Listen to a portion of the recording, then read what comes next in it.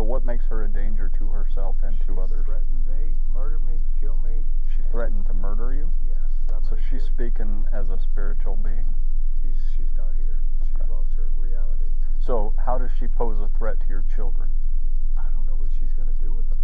On July 11th, 2019, Charles Vallow was shot dead by Alex Cox after Alex confronted him about abusing his sister. Charles allegedly struck Alex in the head with a baseball bat, so he went to get his gun. Lori Vallow, sister of Alex and former wife to Charles, was present during the fight, but left to check on her 2 adopted children who were waiting in a car outside. She allegedly heard the gunshot from outside the house. What initially looked like an argument turned violent would actually lead investigators to uncover a fanatical religious cult that believed in apocalyptic Armageddon that played a key role in the suspicious deaths of 5 people and the attempted murder of another. This case is still ongoing, with the latest discovery of bodies being found in July of 2020. Many details have been kept hidden from the public, and as of this video's release, no trial has been concluded. This is the first part of a 2-part series investigating Lori Vallow and the murder of her 2 adopted children, JJ Vallow and Tylee Ryan, and the suspicious deaths and assassination attempts of many others. The day is July 11th, 2019, and the police have just been called by Lori's brother, Alex, who informed them that he had just shot Charles Vallow to death after he allegedly attacked him with a baseball bat. Police shortly turned up and questioned him only 20 minutes after he killed Charles. He was then taken into custody for further questioning by the police, along with his sister Lori.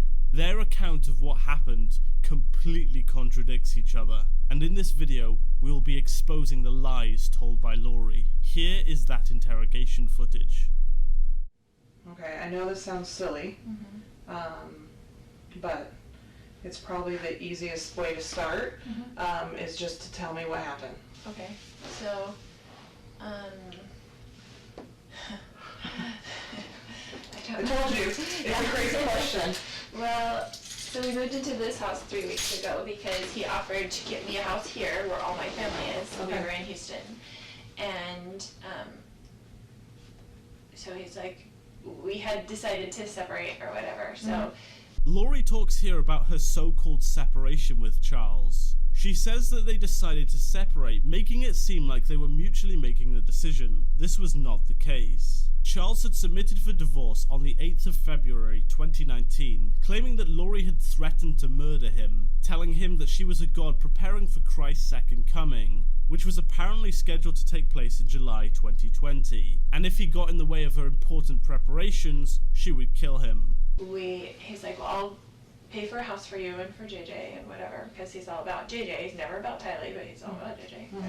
Because we adopted him together. He's his great nephew. We adopted him as a baby. And so we adopted him as a baby, and so we've been raising him together. And he travels all the time for business, so he's used to just going back and forth. So he's always gone like Monday through Friday. So he came when we first moved in and brought me stuff from Houston, like a U-Haul, and then he hasn't been back. But it's all these threats on my phone all the time, you know, like whatever, all these things. And then he told me... What kind of threats? Just...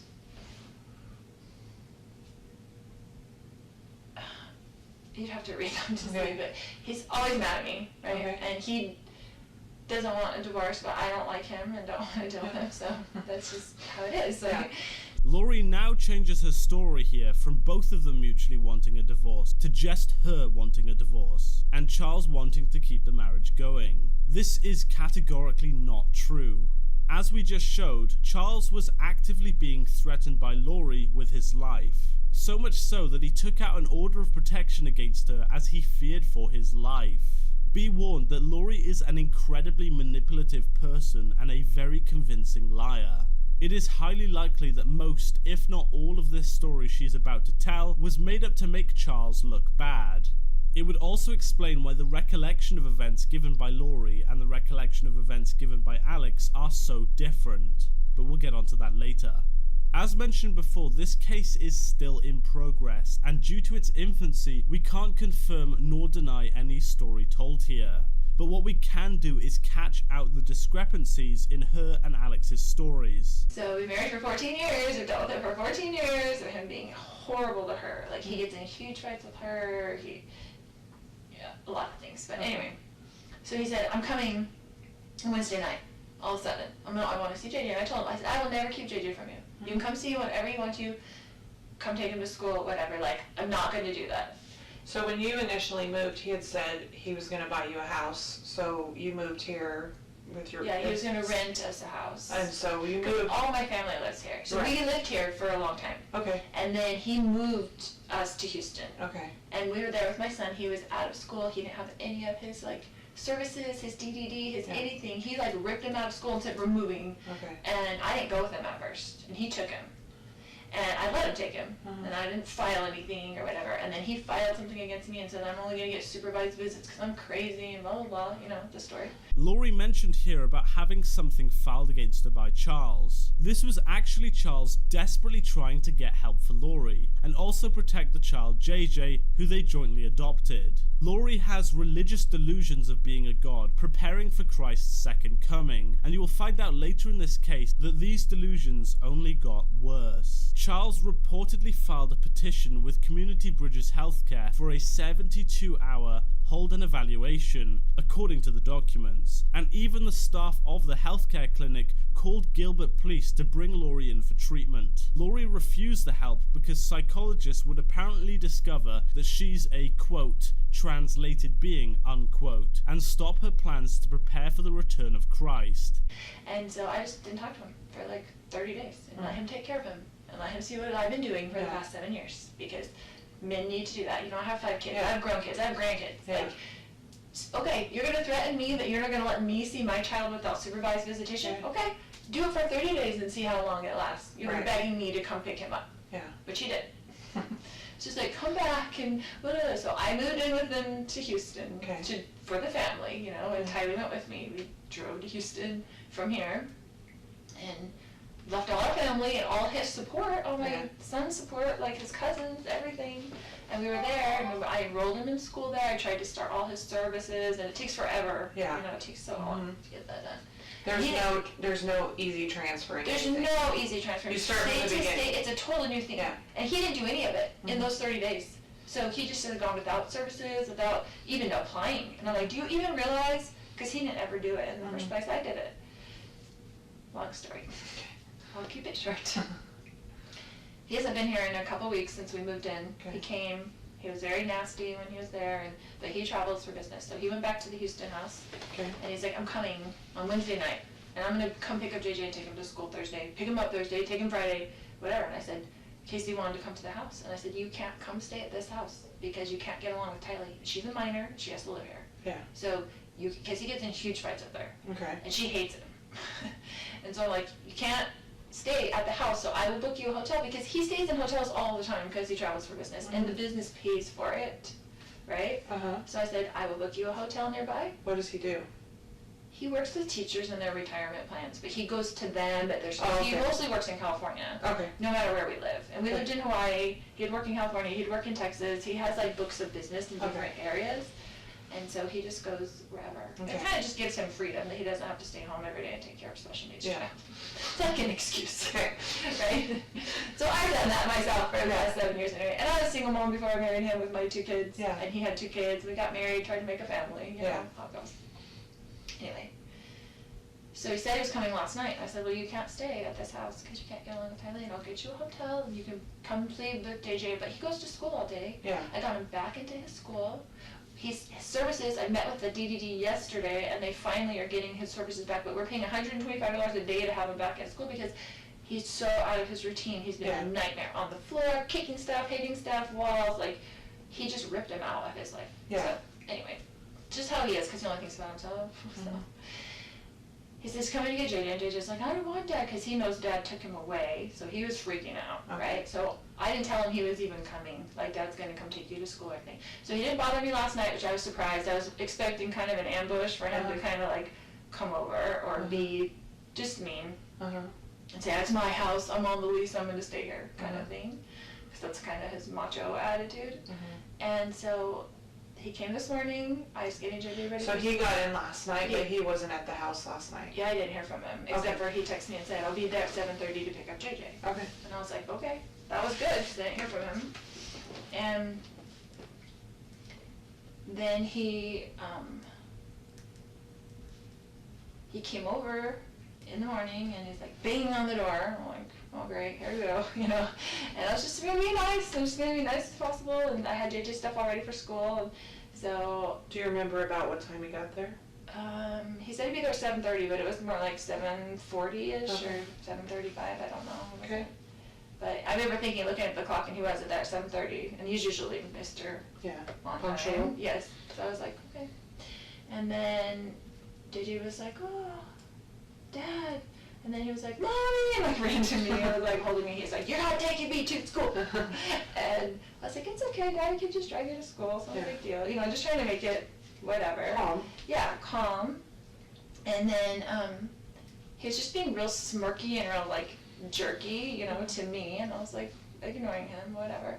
And so he was like, And your brother lives there with you? No. Okay. He had stayed with me last night because I was worried he was going to come over and Okay. cause trouble with me. Okay. And Laurie admits here quite plainly that Alex was staying over specifically because she knew Charles was coming over. Laurie never claimed that Charles was ever physically abusive or threatening towards her, only that he would often have an attitude towards her.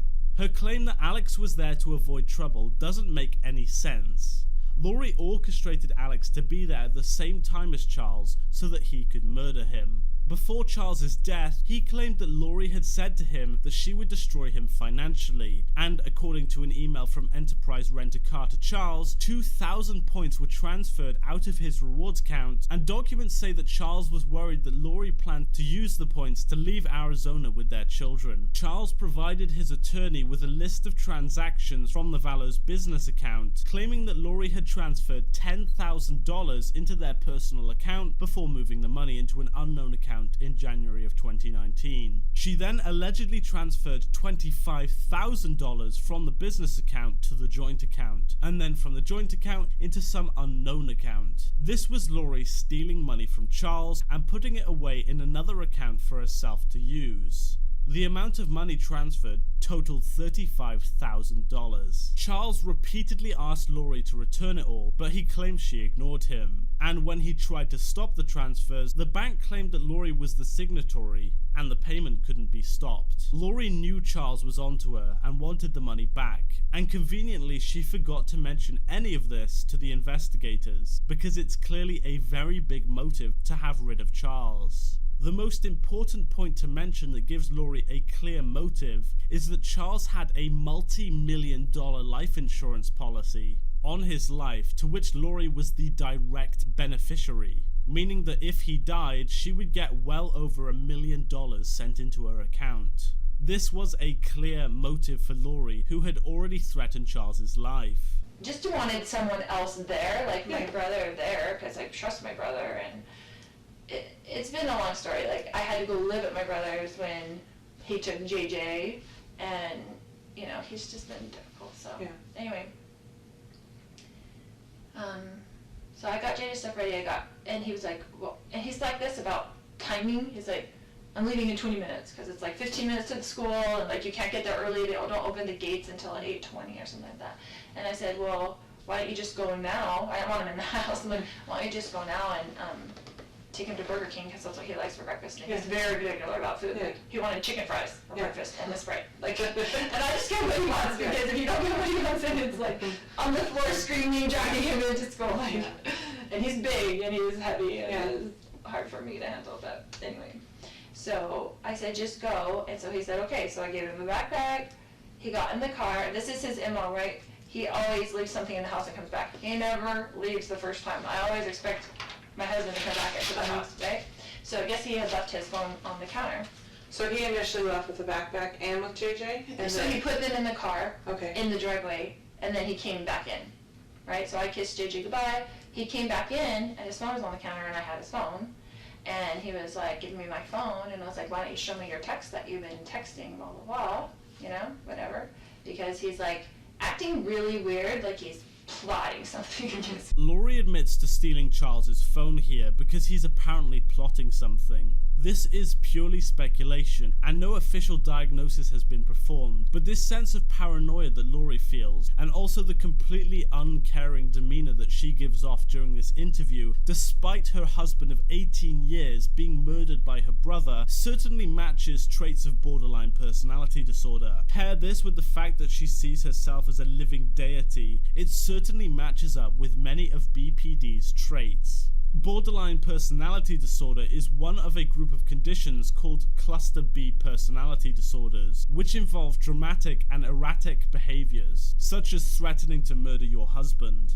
People with BPD often struggle with paranoia or suspicious thoughts about others' motives. When under stress, they may even lose touch with reality, which is an experience known as dissociation. They may feel as though they're outside of their own body. 70% of people with BPD have experienced sexual, emotional, and physical abuse as a child.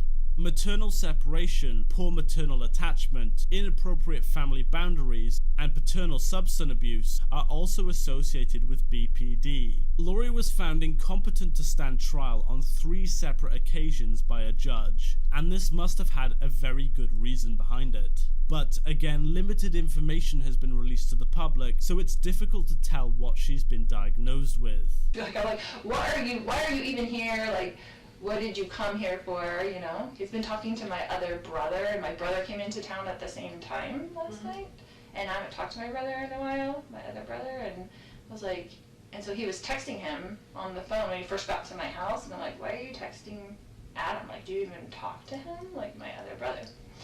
And, you know, he's been telling me all these texts, like, you're going down, blah, blah, blah, blah, blah. He's blaming me for our marriage breaking up, and my niece getting divorced, and my friend getting divorced. He said, I'm a destroyer of families, because I want everybody to get divorced. I'm like, what would my motivation be for people getting divorced? So I could babysit the kids more? Like, why would I have any control over what people do? Yeah.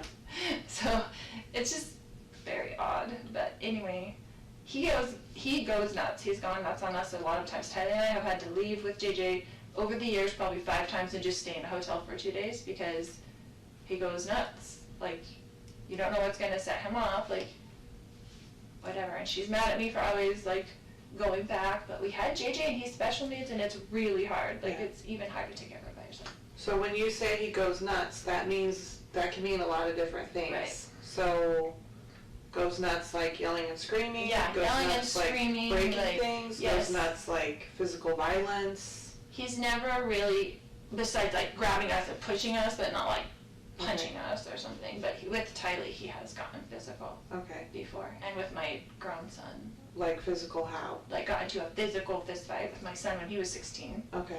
And he came after Tylee 2 times in Hawaii. Okay. Laurie messes up here. When asked if Charles was violent, she instantly replies with, quote, he's never really, unquote. But when she realizes that she's making Charles look innocent, she quickly stops and starts changing her story, saying how he would often physically fight with the children who were aged 7 and 13. Surely a mother would remember when her husband of 18 years would literally get into full-blown fistfights with her 7-year-old special needs son and their jointly adopted 13-year-old daughter. It's incredibly suspicious that she would forget to mention this right away, more so to begin her sentence with, quote, he's never really, unquote. The body language she gives off is also indicative of deception, although it would take a lot more than body language analysis alone to be sure that she's lying, as there are many variables to take into account. However, if you look at her face while she's accusing him of being physically abusive, she avoids all eye contact with the interviewer. This is called a distancing behavior, and humans do this as a way to avoid a stressor.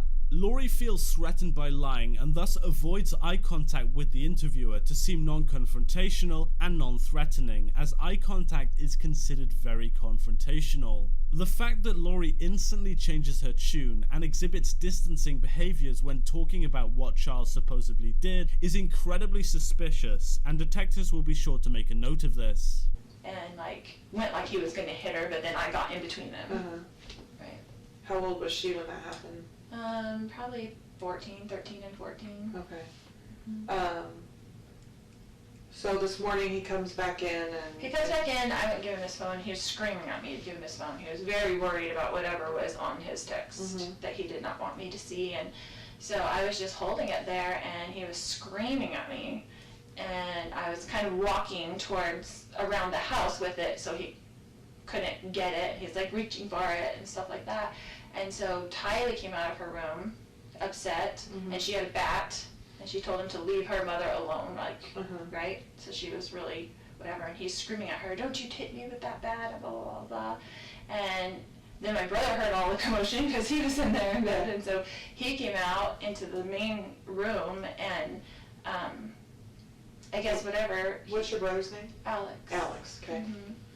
And then, he just started, he was screaming, and he was super upset, and whatever, and, he's yelling at Tylee, don't you hit me with that bat, and blah, blah, blah. And so Tylee, I guess, I don't know if she swung at him or what, but he, like, grabbed the bat from Tylee and then went to, like, hit Tylee with the bat. It was, and I was right there, they were right there, and my brother grabbed him from behind, like, just to stop him from hitting Tylee. You go like this, like he grabbed him, like... Yeah, from behind, like, just kind of to pull him back.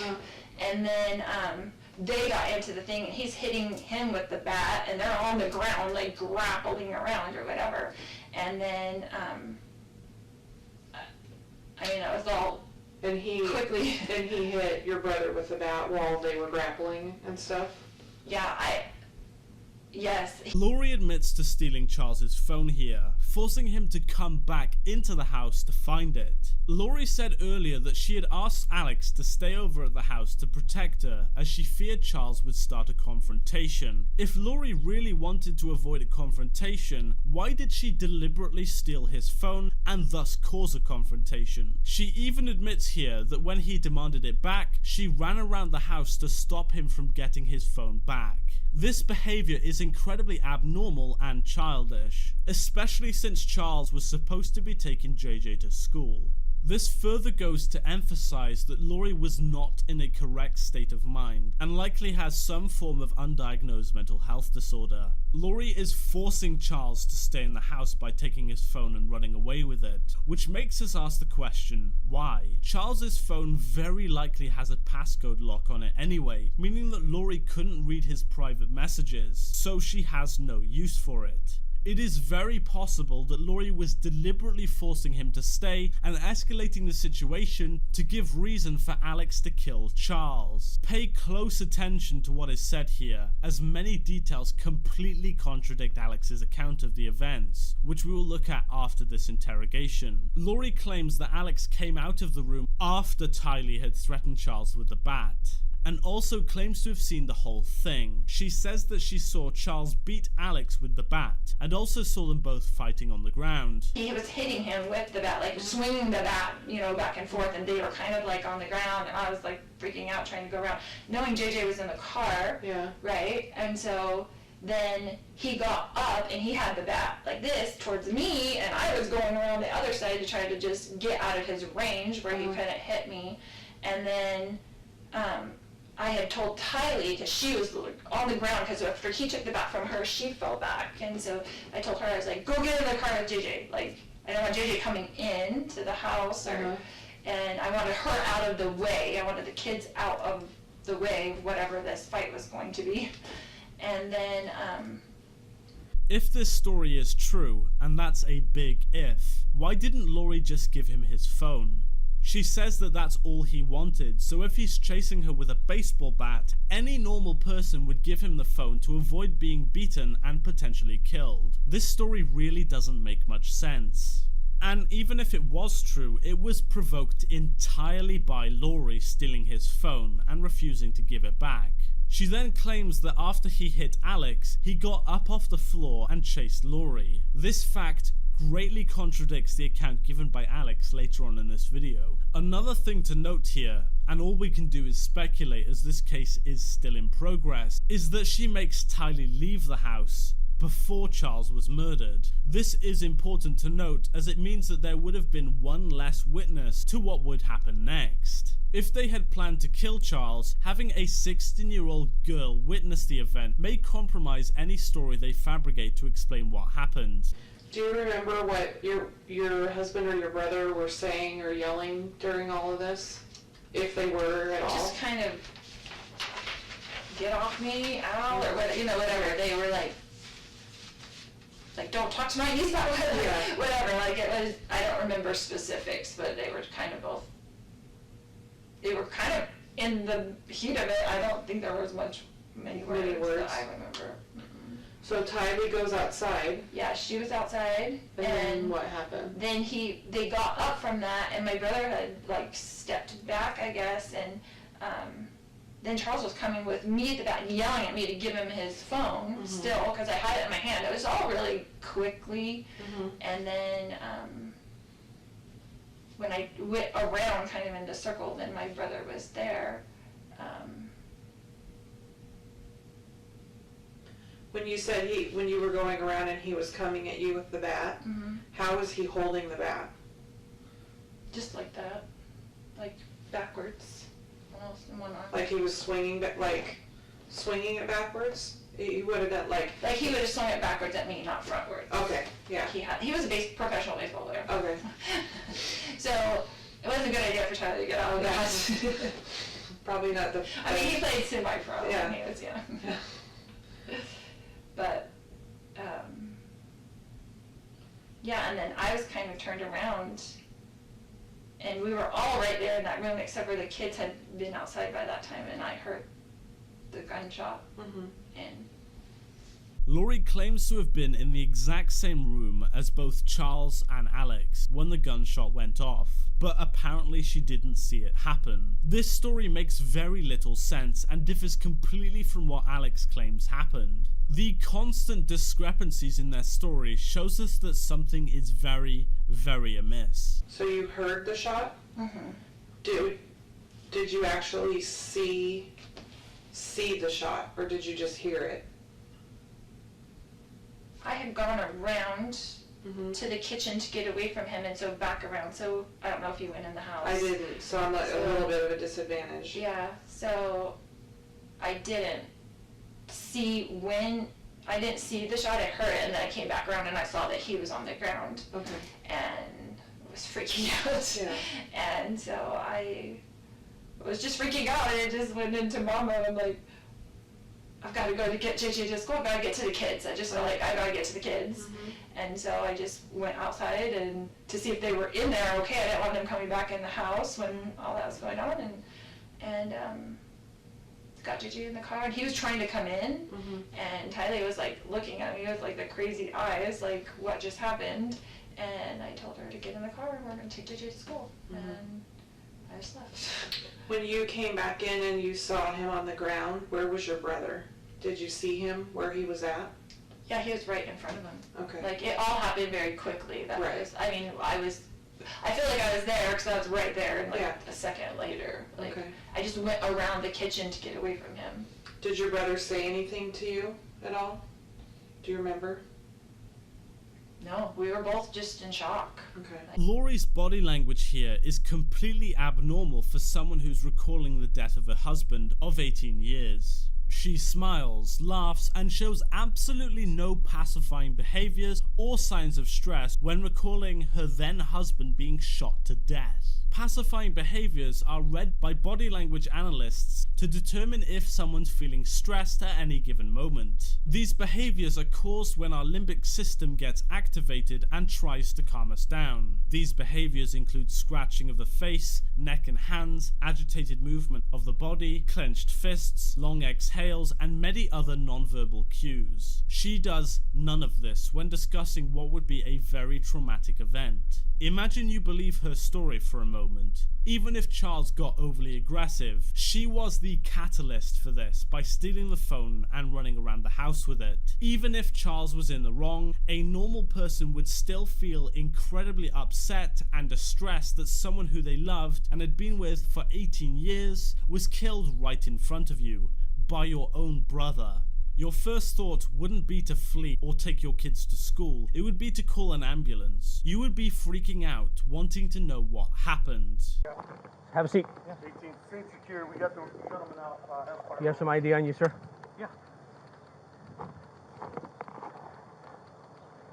What happened today? How did it get to this? I don't know, he was enraged. What's going on? What happened? Oh, he was talking with my sister earlier. No, what happened today though? Like just in the last 20 minutes. He came at me with a bat.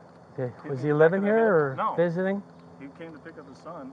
Okay. Is the son inside? No. My sister took him to school. Okay. So it was just you at the house? Yes. And he came. How long? What time did he come to pick up the son? I don't know, 20 minutes ago maybe. Okay. So you know who he is? Let him in. Yeah. Okay. No, I think they were talking earlier, then she left, and then he got into it with me. Like what? What do you mean? I don't know. He was accusing me of. Come on over here. That truck's going to be really loud. What was he accusing you of?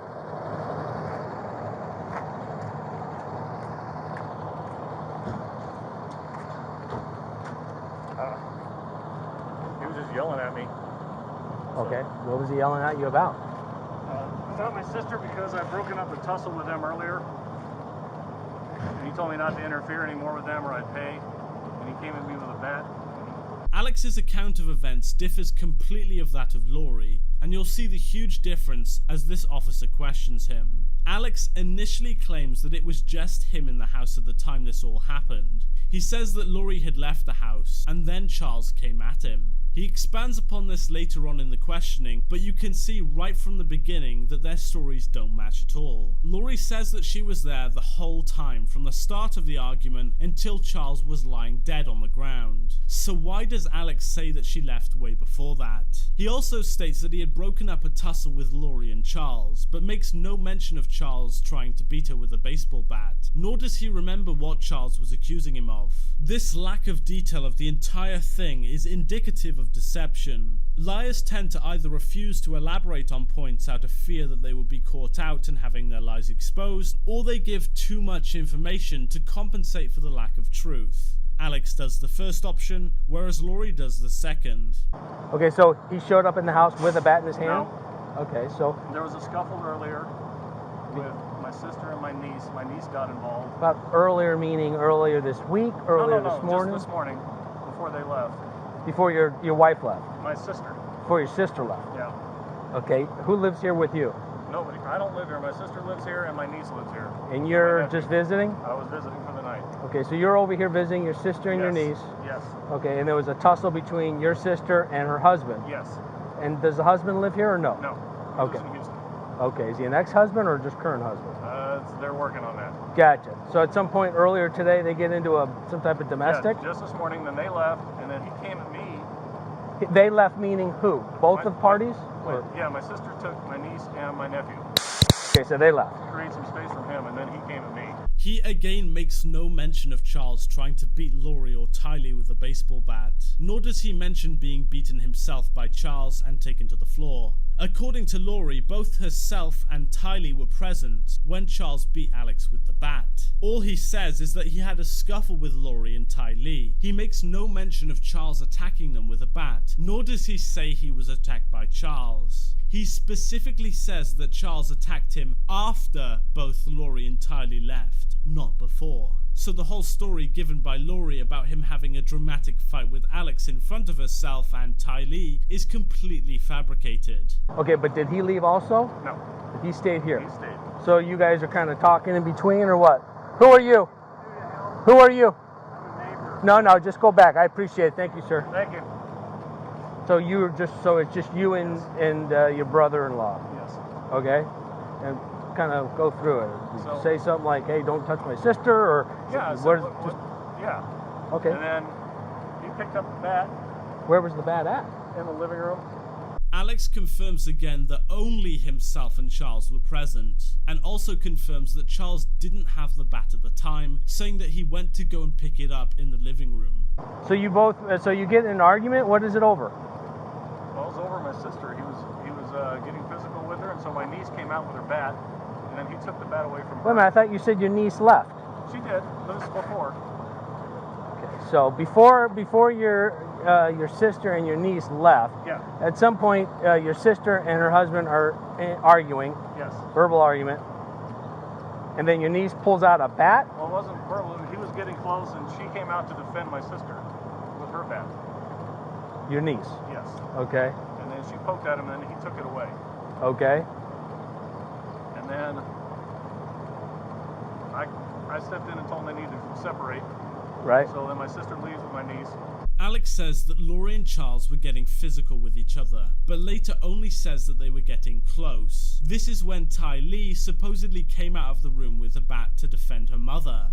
After Ty Lee poked Charles with the bat, he took it away from her. And most importantly, Alex makes no mention of him using the bat to attack any of them. Another important thing to note here is that Alex says he stepped in between Charles and Laurie to defuse the situation, asking them to separate. They did so, and this was the point Laurie and Ty Lee left the house to take JJ to school. At this point in Alex's account, Charles never used the bat to attack anyone. Charles never physically assaulted anyone. All he did was get up and close with Laurie in a heated argument. Then, after Alex defused the situation, Laurie and Ty Lee left. And how long ago did they leave?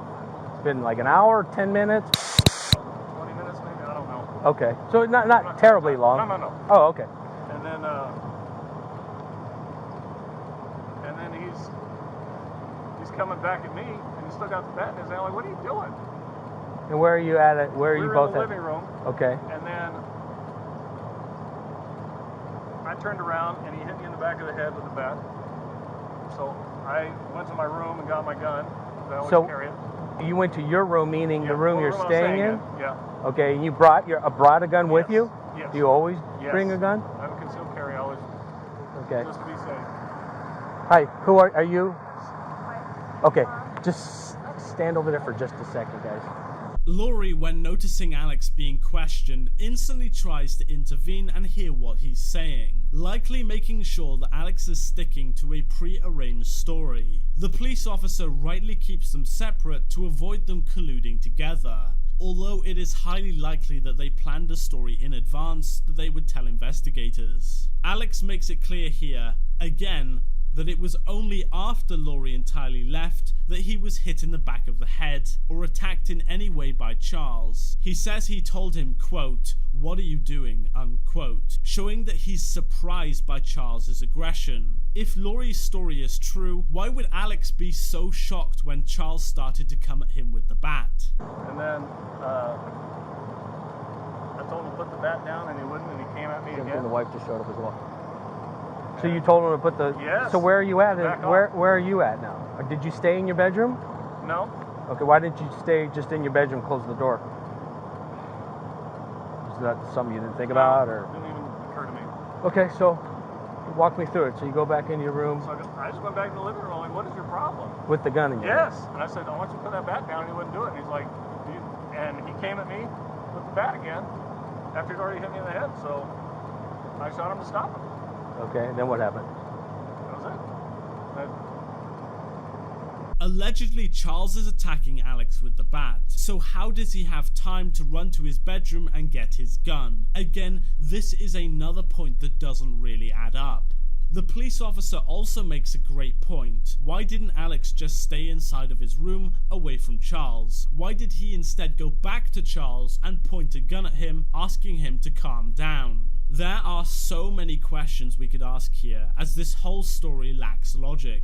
If Charles wanted the phone that Laurie claims she stole, why didn't he leave when Laurie left to get it from her? Once she's gone, what is his reason for staying in the house and attacking Alex when he was supposedly the one who was defusing the situation by separating Laurie from Charles? None of this story holds any weight, nor makes any sense. Just think that for a second. Where's the weapon at now? It's in the bedroom. So after you shot him, you put it back in the room, or? Yeah, I went back to the bedroom to get my phone. Okay. And what'd you do with your phone? It's right here. Okay. And then what'd you do once you put your gun back? Grabbed your phone. I cleaned my head up. After you, was he laying there in the living room? Yeah, he was laying there still, and it just took me a minute to compose myself. I mean, I was just shaking, and then I called. Gotcha. Okay. Just out of curiosity, how long have you known him? Long? Yeah, 15 years. Is that how long they kind of been married, kind of thing? Do you normally have a good relationship with the guy? Yeah, I did. Okay. When's the last time you guys saw each other interacted. Last time I saw him was when he lived out here before he moved. Oh, actually, the last time I saw him was at my house. After my sister split up, he came to my house once. This sister? Yeah. Okay, gotcha.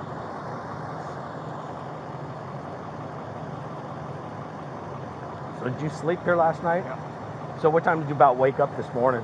About 6:30 or so. Normal day this morning, wake up? Just on vacation, you, your just hanging sister, out. Yeah. niece? Gonna go do something fun today. Anybody else in the house besides you three this morning? My nephew's at school. And it was just Yeah. you, your sister, and the kids? Yeah. And then he comes He's over, yeah. and that was about 20, 30 minutes ago, roughly? Roughly. Gotcha. Okay. So do you, so you only live in Santan Valley, so why is it just easier to just hang out here? I was just here late last night, sleep the night. Gotcha. Okay. Are you and your sister pretty close? Yeah, we're planning to go do something today. Oh, gotcha. Okay. Alex mentioned nothing about being asked by Lori to come over to protect her should Charles attack her. This detail is vitally important as Alex claims he was there just to have a fun day with the kids. The story also given by Alex Cox and Charles Vallow are completely different. Lori says that she was in the very room as Alex and Charles when he was shot, but Alex says that she was long gone taking her child to school at that point. This isn't a detail you would forget, especially since the incident occurred only 20 minutes before this very interview. Lori talks extensively about being chased with a baseball bat and seeing Alex being beaten with it, even falling on the floor fighting with Charles. And yet, Alex makes no mention of it, repeating many times that they had left the house before Charles started on him. Alex claims that Lori had left before he was attacked. So how did Lori, who never got the opportunity to speak with Alex after the incident happened, know that Alex was hit on the head with a bat, or that Charles was shot in the chest? Lori knows details that she shouldn't if Alex's story was true, and Alex leaves out really important parts of the story that Lori would bring up eventually. An educated guess would say that Lori was present when Charles was killed, and Alex tries to protect her by saying that she wasn't there when the shot was fired. However, due to an error in communication between Lori and Alex, perhaps they didn't have enough time to discuss the finer details of what happened, their stories differ greatly. You can see from Lori's interview that she actively tries to make Charles look bad. She claims that he had threatened her and makes sure to mention that she asked Alex to come over because she was afraid of what Charles might do, suggesting that he is a typically violent person. She also claims that she was trying to beat her and Tylee with a baseball bat, which was denied by Alex numerous times. She also tries to make him look bad by saying that he still wanted to be with her, despite the fact that Charles was the one who desperately wanted a divorce and was actively seeking help for Lori, who had threatened his life. Alex makes no mention of these vitally important details claimed by Lori, likely because Lori made them up for her interview to try and make Charles look bad with the hopes that the police would rule Charles as the one who started and escalated the confrontation. Alex doesn't try to make Charles look bad, and it is strongly suspected that Lori put Alex up to the task, as she was the one trying to manipulate investigators into thinking Charles was a violent, irrational, and abusive man. The police actually bought this story, and as a result, Alex was released by the police and lived freely up until his death on December 12, 2019, where he collapsed in the bathroom of the home of his new wife, and his death is later attributed by autopsy to natural causes. He allegedly died of a blood clot and high blood pressure, which they ruled as non-suspicious. The events following the murder of Charles would baffle and amaze investigators and would expose the insane religious delusions of Lori Vallow and the shared psychosis that caused her friends and family to believe that they were being possessed by the devil. In July of 2019, mere days after Charles was murdered, Lori, thinking that she had just gotten rid of her husband and would be the benefactor of his huge multi-million-dollar life insurance policy, finds out that days before his murder, he changed the benefactor of his policy to his sister, Kay Woodcock. Lori was to receive none of the money, which was instead going to Charles's family. No more than 3 months after the suspicious death of her husband, Lori marries religious fanatic Chad Daybell in Hawaii on November the 5th, 2019. Even more suspiciously, both Lori's spouse Charles and Chad Daybell's spouse Tammy would die in suspicious circumstances within 2 months of each other. And 16-year-old Tylee and her 7-year-old brother JJ would disappear only 2 months after Charles's death, with their dead bodies being found on June 9th, 2020 on Chad's property. On June 29th, 2021, Lori Vallow was charged by the Arizona grand jury on conspiracy to murder her husband Charles Vallow. The final episode in this series will uncover the dark truth about the missing children and the religious cult that caused their deaths.